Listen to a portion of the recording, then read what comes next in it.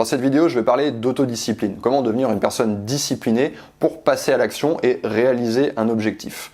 La plupart des conseils qu'on va lire sur le sujet sont des conseils d'optimisation.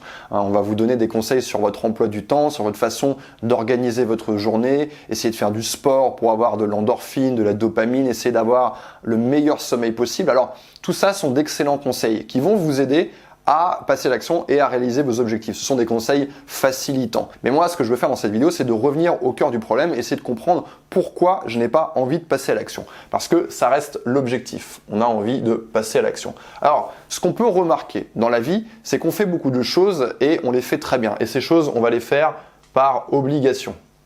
Je pense par exemple à votre travail. Vous allez aller au travail tous les jours. Pourquoi? Parce que vous êtes obligé. Si vous n'y allez pas, vous allez perdre votre travail, vous allez perdre votre salaire, vous n'allez pas pouvoir payer votre loyer, vous n'allez pas pouvoir vous nourrir. Si vous avez des enfants, vous n'allez pas pouvoir les nourrir. Donc, il y a la question de la survie qui est derrière.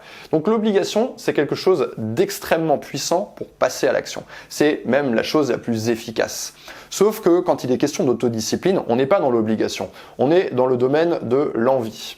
On a envie de se voir réaliser quelque chose. Et ça, c'est beaucoup moins efficace que l'obligation. Pourquoi? Parce que ça va être lié à votre envie, à votre motivation. Votre motivation, elle va être fluctuante. Alors, je vais vous donner un exemple tout bête déjà pour passer de cette catégorie à cette catégorie parce que c'est la démarche la plus pertinente si vous avez envie d'atteindre le succès dans votre objectif. C'est de transformer une envie en obligation. Et je vais vous donner un exemple tout bête qui est de se mettre au sport. Vous avez envie de vous mettre au sport. Maintenant, si vous le faites tout seul ou toute seule dans votre coin, vous allez aller courir une fois le matin, vous allez aller une fois à la salle, puis à un moment donné, voilà, vous avez une journée de merde, vous n'avez pas la motivation, donc vous allez bâcher et vous n'allez pas y aller. Eh bien, tout simplement, ce que vous allez faire, c'est que vous allez vous inscrire dans un club. Vous allez prendre un coach, un entraîneur particulier. Qu'est-ce qui va se passer? Vous êtes obligé d'être présent au rendez-vous. Quelqu'un vous attend à 9h tel jour, à 19h tel jour. Donc vous voyez, on a créé de l'obligation et on a beaucoup moins de chances d'échouer quand on fait ça. Repassons maintenant du côté de l'envie parce que vous n'allez pas pouvoir toujours transformer une envie en motivation. Et ce qu'il faut comprendre, c'est que pour pouvoir passer à l'action et pour pouvoir avoir envie de faire quelque chose, c'est qu'il va vous falloir des raisons.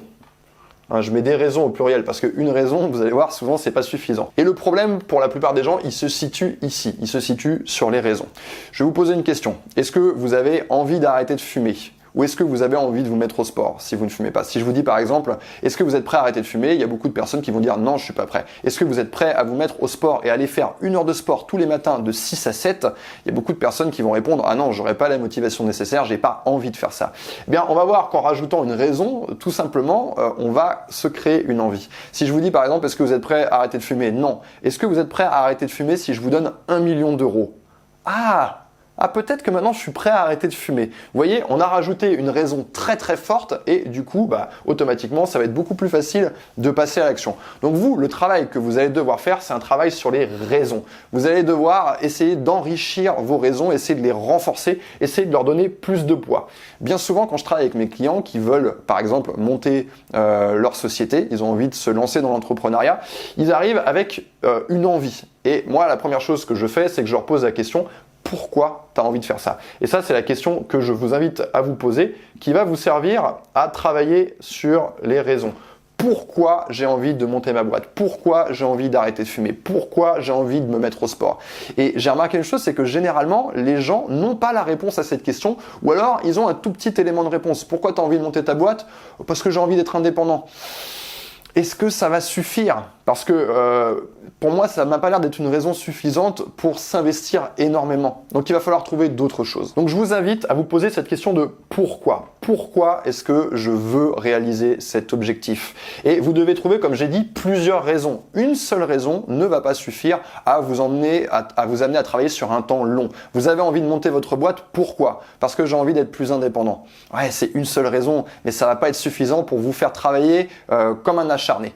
Donc, on a envie de trouver beaucoup de raisons et ça va nous donner justement, voilà, on va venir renforcer ça. Ça va être beaucoup plus facile. Plus vous allez avoir de raisons, plus ça va être facile de passer à l'action. Vous avez vraiment envie de grossir ce truc et d'essayer d'agglomérer sur votre raison principale. On part toujours d'une raison, mais vous allez essayer d'agglomérer beaucoup de choses. Plus ça va avoir de poids, plus vous allez avoir de chances de réussir. Une deuxième chose qui va être critique pour avoir de l'autodiscipline, c'est la question du processus. Est-ce que j'aime suffisamment le processus? Et il y a une chose qu'on remarque souvent, c'est que on se crée des envies. On voit par exemple quelqu'un faire une chaîne YouTube qui fait des vidéos chouettes. Je prends l'exemple de Casey Neistat, qui est un vlogueur qui fait des vidéos qui sont vraiment intéressantes à regarder, qui sont bien réalisées, il y a beaucoup d'efforts qui sont faits sur la réalisation.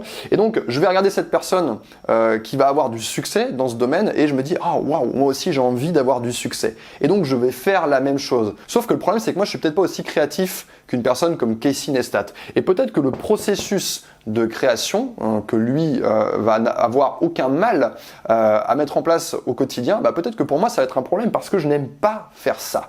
Et c'est une autre question que vous devez vous poser. Trouvez quelque chose que vous aimez suffisamment, sinon ça n'a aucun sens. Si vous n'aimez pas le process, vous n'arriverez pas à le faire sur les bases régulières. Moi par exemple, je suis coach, j'aime le process d'essayer de prendre une idée, de la conceptualiser, j'aime le process de parler à des gens, de parler en public, de parler devant la caméra. Si je n'aimais pas parler devant la caméra, faire ce que je suis en train de faire, ce serait quelque chose d'extrêmement coûteux et je n'aurais pas l'envie de le faire.